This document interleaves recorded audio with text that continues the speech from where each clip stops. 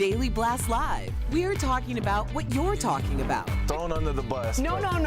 Always live, always real, always unpredictable. I'm not okay with that. It sounded good when I thought. Log on and join our live conversation. Yes, I don't like that. You're 100% right. DBL starts right now. Yeah. 3, 2. Welcome to DBL. It is Friday, August 23rd. Thank goodness. I'm here with Stephanie Brandon, and I'm Sam. Tori has the day off. Let's get right to it. Well, just released police body cam footage shows a mom in shock after she left her 5-month-old daughter in a hot car while she and another adult went shopping at Target. We didn't do it on purpose, obviously. We just are stupid and forgot that we had a baby with us. I'm freaking out. I'm sorry. I don't know how it happened. Like, how do you forget your baby?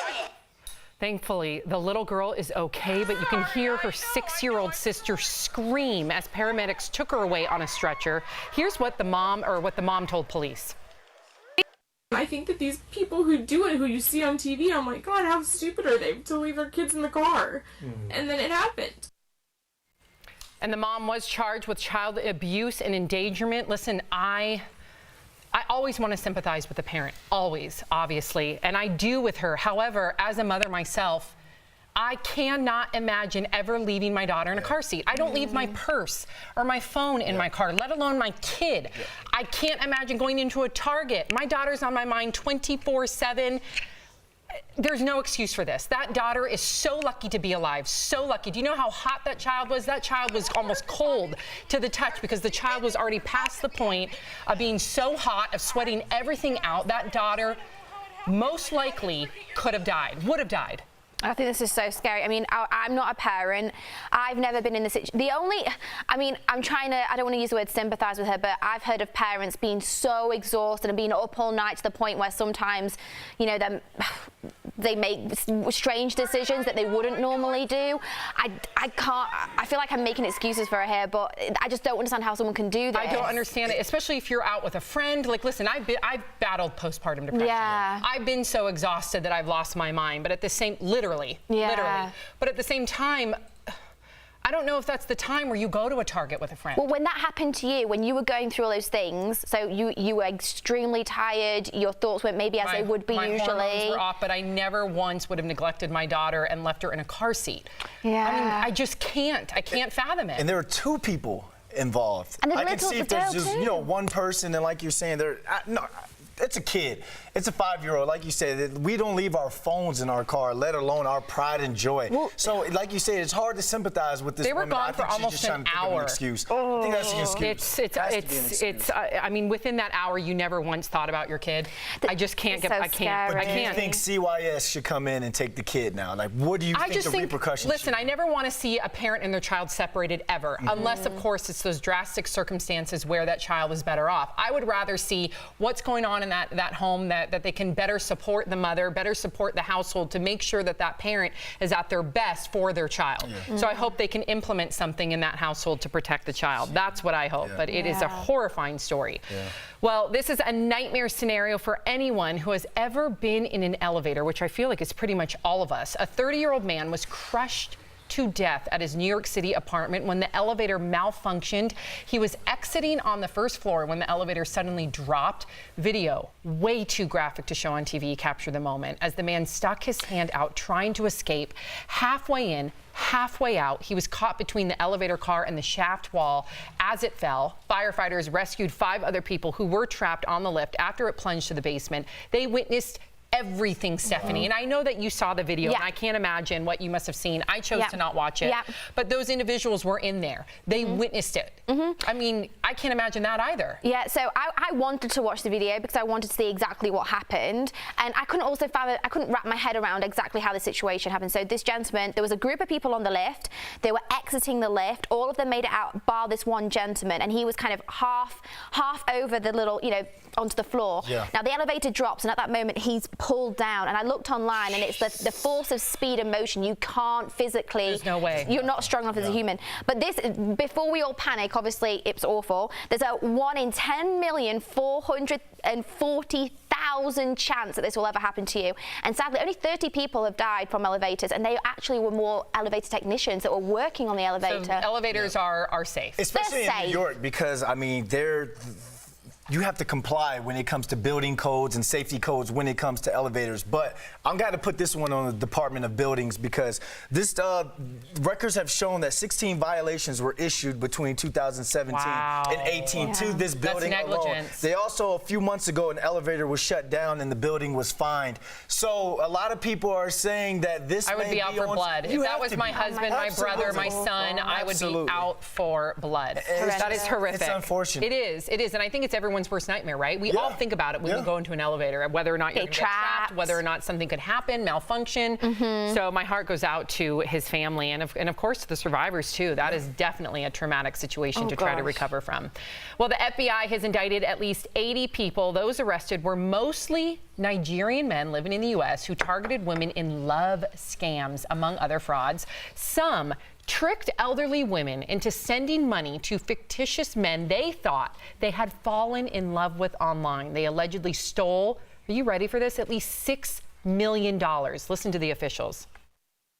Those arrested today, including 11 in the Los Angeles area, are among 80 defendants charged in a federal grand jury indictment that alleges millions of dollars were taken from victims through a variety of BEC scams, romance scams, and other online frauds. How sad, targeting the most vulnerable people. Oh, yeah. Well, you got to think, obviously, we're a lot more tech and social media savvy than even my mum and her generation, especially my grandma. Yeah. Like, my granddad knows how to work an iPad. He tunes in to watch the show. Yes. But for him, he's in his 90s. That's really hard. And he's alone. My grandma died last year. And if he got a random message from someone saying, you know, making friends with him, I think he'd believe it was real. Yeah, it's really I think sad. I think this is more common than you would believe, and I understand why. Just as Stephanie so eloquently put it. Please explain to me. Well, you're capitalizing on someone who's lonely. Yeah. You're capitalizing on someone who is so desperate to have a connection with someone. Then on top of that, they aren't savvy when it comes to social media and emails, so they are going to be a little bit more gullible, or a lot more gullible. And I think that's like the worst type of crime, is when you capitalize on someone's vulnerability. It's going after the most vulnerable. But they're not going to know about fake profiles. We're talking about sending someone money. In one case, someone sent someone $100,000. I know, but this is a courtship. So this could be literally, these people are patient. They could wait years, as Stephanie said, where they exchange handwritten letters, they exchange emails, they send fake photos, and then they build and build and build until finally it's like, oh my gosh, I can't believe this is happening. Will you help me? So it's not like overnight. It's it's a long courtship. Got to think as well, in our day and age, it's very different. We meet someone, let's say, on a Tinder or a dating app, and you're going out with them like the next day. In the times of our grandparents, their partners were out at war. They didn't see them for months, and all they had was handwritten letters and notes. So of course, then it's going to seem very rational and normal that you can have a relationship, and that's the way in which you're communicating. But they also grew up with our grandparents. Like, they went to high school together. They, you know, they knew each other. It wasn't like a phone conversation for you to send $100,000. Well, all we can do is put the message out there. If you know someone, whether it's your neighbor who's elderly, whether it's your own grandparents, your own parents, or you yourself, make sure you're aware of these scams, because they do happen, they are common, and we want to make sure you are aware of them. Well, MTV's Video Music Awards are coming up this Monday with performances by Lil Nas X, Lizzo, and more, and it's been 10 years since the infamous moment you all remember when Kanye jumps on stage, grabbing the mic from Taylor and saying Beyonce had one of the best music videos of all time. Do you remember that? And now we are learning new details about the aftermath. Beyonce was backstage with her dad crying, according to Viacom's president at the time. She later invited Taylor on stage to complete her acceptance speech. Classy move. Pink, meantime, chewed out Kanye for ruining the moment for a young Taylor Swift. And I remember this because she also tweeted, not sure if you remember this tweet. I do. She tweeted, Kanye West is the biggest piece of bleep on earth. Wow. Quote me. And I remember applauding her at the time. I was so upset for Taylor Swift because this was like robbing someone's moment. Like the narcissism, the entitlement, like get over yourself. This is her moment, not yours. But they both have had really good careers since then. And didn't President Obama come out and call Kanye a jack bleep after that? Wasn't it after that? That doesn't sound foreign to me. So you might be right. If someone could clarify, but I believe everybody got involved. But Sam, like you said, they both have had tremendous Who's had the better career, would you say? I gotta go Kanye. I would say Kanye. I would say Taylor. I think in different reasons. Like if you're saying musically, Kanye has definitely not done as well, I don't believe. But if you're saying creatively, I love Kanye and his crazy ideas. Like, I mean, right now he's building a community for the homeless. Fabulous. His Yeezy collection, his fashion collections, his marriage to the Kardashians, the most huge business mogul family on the planet. I think he's winning. Oh, President Obama did call him a jab. Hey, there we go. Yeah, he did. Yep, Good right memory. You know but I would say T then. Swift. I say T Swift all around. I try and look at someone's career like with their character involved too. And I think Taylor Swift is a much more respected artist, a more respected individual. She's a conglomerate, but both of them have incredible careers. Yeah. So it didn't hurt either one of them. I think it probably helped them both in some strange way. A lot of people probably would agree with you. Well, they say bad publicity is good publicity. Oh, yeah. Remember Little Mama? I don't know if y'all remember that name. course. She jumped on stage when during Jay-Z and Alicia Keys. We're singing New York. How's her career been since then? And remember, they were not having her at all. At all. That was embarrassing. And then Madonna and Janet Jackson had the tribute to Michael Jackson. Now that was before Surviving Netherlands. I don't remember Netherlands. that. Yeah, they had that tribute because he had, I don't know, it'd been a certain amount of years since he passed away. I wonder how Madonna feels about that now. I think after the documentary. After those documentaries, everybody is feeling a lot differently. On that yeah. Well, DBL is live coming up. It's never too late to try something new. Just ask one woman who's starting her own blog, you guys, in her 90s. And you, the viewer, are our fifth host. One of the most liberal cities in America gets politically correct when it comes to criminals. Your comments on San Francisco's new lingo coming up next.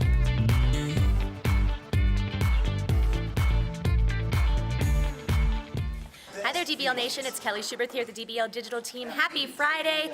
We made it, everyone. Thanks for joining us. Let's go to the desk and talk to Steph and Brandon. Hey guys, I just got some new breaking news in on the elevator. So the New York Times reports that actually the elevator, the building, had been cited for unsafe elevator conditions. So it shouldn't be known. No, and there were actually other people who were still in the elevator when it happened. So they actually had to be rescued. Yeah. And they watched him. Yeah, we said that. You could see it from both sides. It's awful. So if I'm that family, I'm out for blood, and I'm not just going to sue the building. I'm going to sue the Department of Buildings as well, because you find this place, you've shut down elevators before, and you still signed off for them to be able to run the elevator.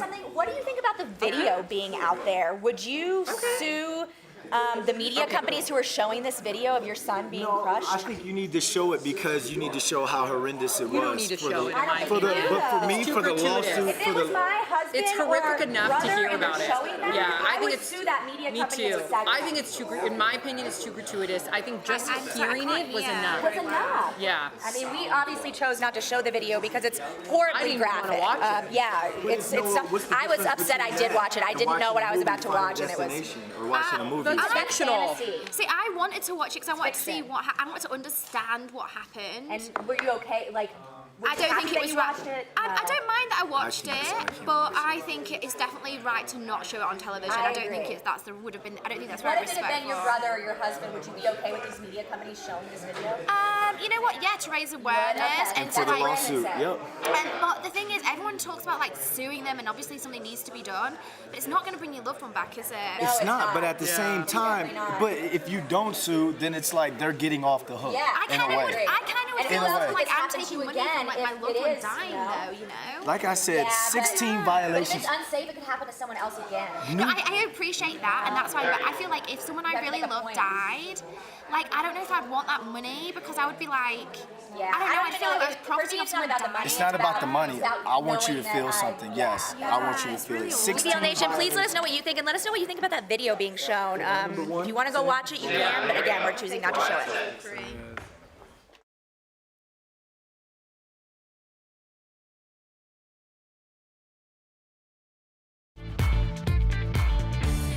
Welcome back to DBL. It is time for Fifth Host. When we talk about what you're talking about, San Francisco has come up with a new language for criminals to offset the stigma that comes with crime. Local officials say by rebranding terms like addict to a person with a history of substance abuse and by changing convicted felon to justice-involved person, the public will change how it views people who end up in the system. Furthermore, a juvenile delinquent will now be referred to as a young person involved in the justice system. So DBL Nation, will rebranding criminal justice terms make a difference or just make the system more complicated? Brandon, kick it off. I hope they have an acronym for that last one.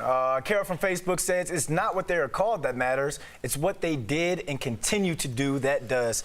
I look at it like this, Carol, because a class A through D felony, that means you've spent more than 5 years in prison. You're convicted of something like that. But if you're convicted of a felony that maybe you spent a little over a year to 2 years and it's non-violent, then you get the stigma of felon on your record. Your life is pretty much over. So depending on the crime, especially if it's non-violent, we should definitely change the way we label that person.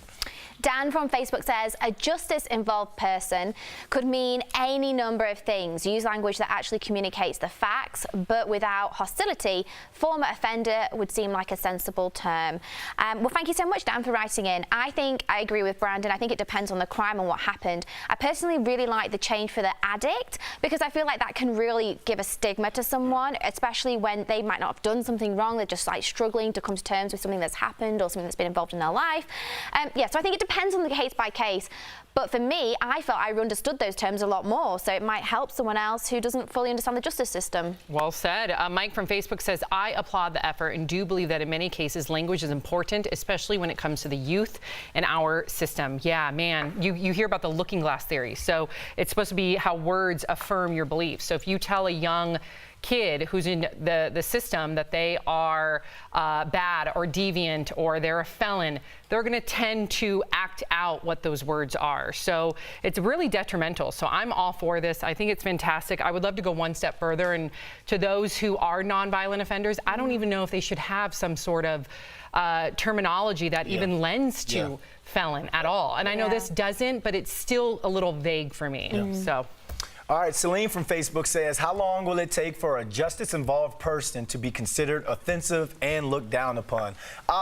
When they go out, when these felons, when they go out for their jobs and they have to put down on their resume, are you a felon? And they have to check yes. If you have some sort of non-violent crime, you shouldn't I feel as though you shouldn't have to check yes.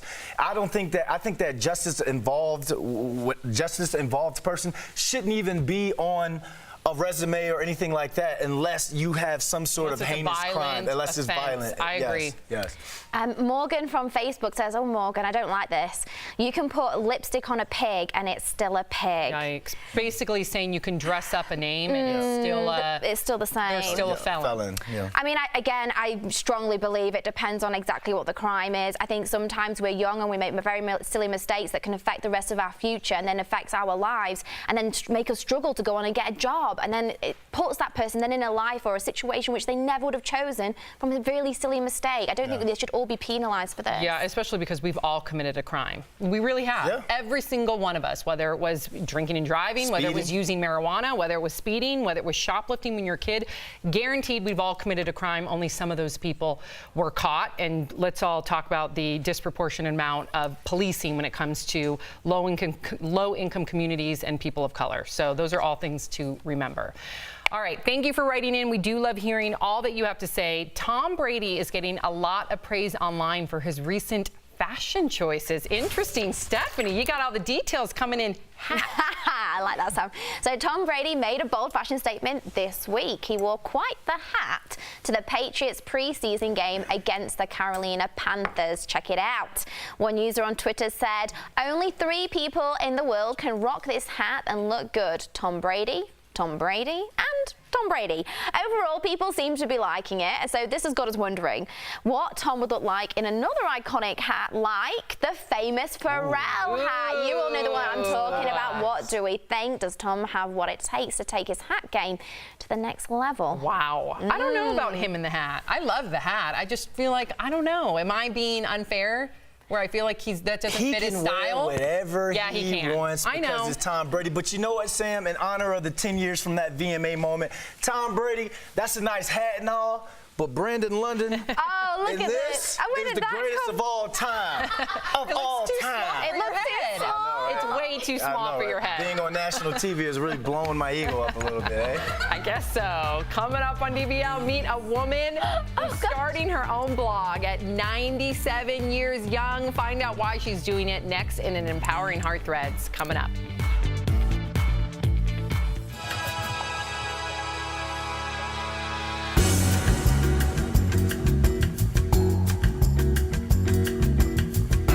Nation, hat game, Tom Brady.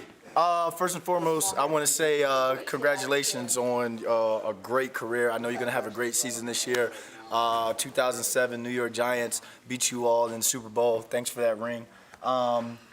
Here goes the hat. Be really careful. Someone spent a really long time doing But this my hat. goes with what you're wearing. So this is the mini looks of Stephanie Jones. You had right somebody here. really spend time on her hair. I was like, someone's really doing my that. hat. Be careful. There we Yeah. go. You know, can I Wait, see wait, the other one? Can I see the other one? We got any more hats in here? We got any more hats in here? But be really careful. Be really careful. Be really careful. Stephanie, I will mess your hair up right now. Do you like B? Okay, give him a little better pose than that. There you go. To the right, to the left. You're a tiger. You're a tiger. You're a pony. You're a pony. Okay, don't do that. Last but not least, right there. And I was like, I'm trying to be. Don't mess up her hair. Look how. Oh, y'all just gonna jump ship like Be that? careful. Be careful. Be careful. Sam's right. Her hair looks very You pretty. fully messed up her hair. Man, see how they just jump ship like I was that? gonna be careful. Be careful. Jump ship. Man, okay, don't mess up Stephanie's hair. Rule number 1.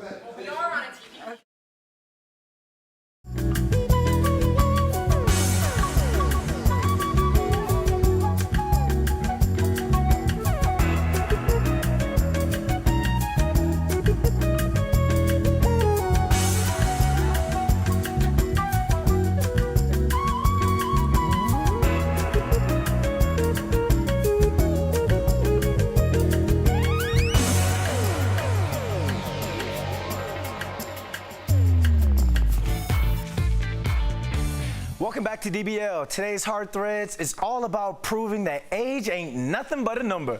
Watch how a computer whiz who happens to be in her 90s is inspiring people by writing a blog. This 97-year-old started a blog to challenge stereotypes about aging. A former nurse, Doris Carnavelli, used to write medical textbooks. I had been ranting about the fact that I thought aging had gotten a rotten deal, that it was much more pleasant, more exciting, and more challenging than I had been led to believe in books and experience. When the dean of the University of Washington heard the rant, she encouraged Doris to start writing. With help from her granddaughter, Doris started engaging with aging. Honest but uplifting, the blog brings hope to others and keeps her sharp. I'm still growing. I'm green.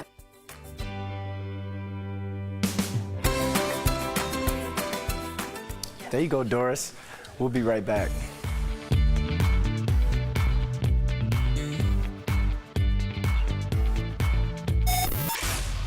Guys, I'm actually on a top secret mission right now. I can't really talk, okay, I can talk a little bit about it.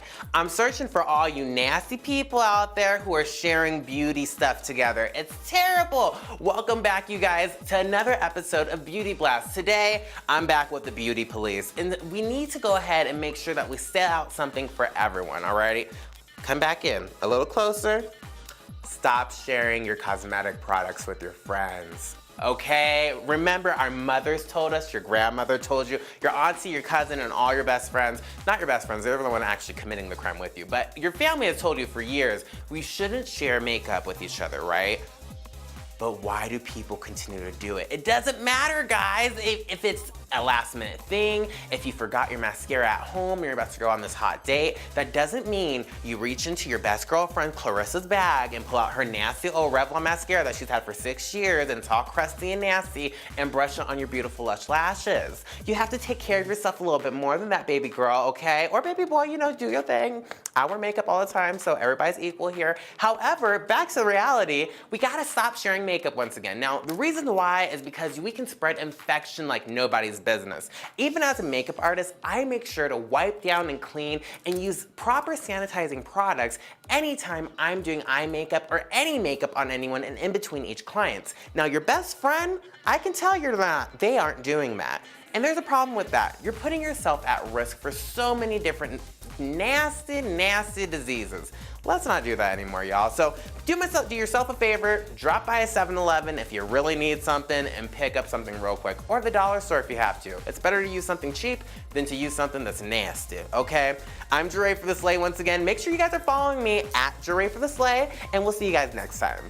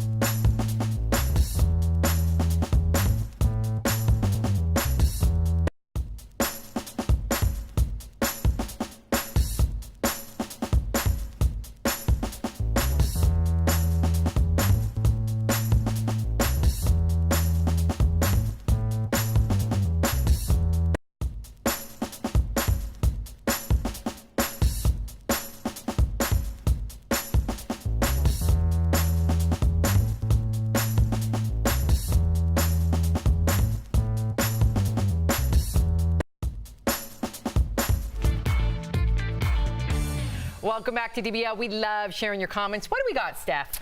Okay, so we've got a comment from Naomi, which is Hattie123, saying, Brandon, you are so much better than Tom Brady in my book. Don't give him that, honestly. He doesn't need it. And we've had a couple of comments about Kanye and Taylor. So our very loyal Kyle Baxter wrote in on YouTube saying, reliving that moment where Kanye interrupted Taylor was a dumb move from him. I felt sorry for Taylor. Her moment was completely robbed. And XOOX on YouTube says, it's Kanye being Kanye. I think that moment gave Taylor Swift a new audience. I think a lot of people started rooting for Taylor Swift after that moment. We all rallied behind her, whether you're a T Swift fan or not. So perhaps it helped her. We'll see you Monday, same time, same place. Bye, guys.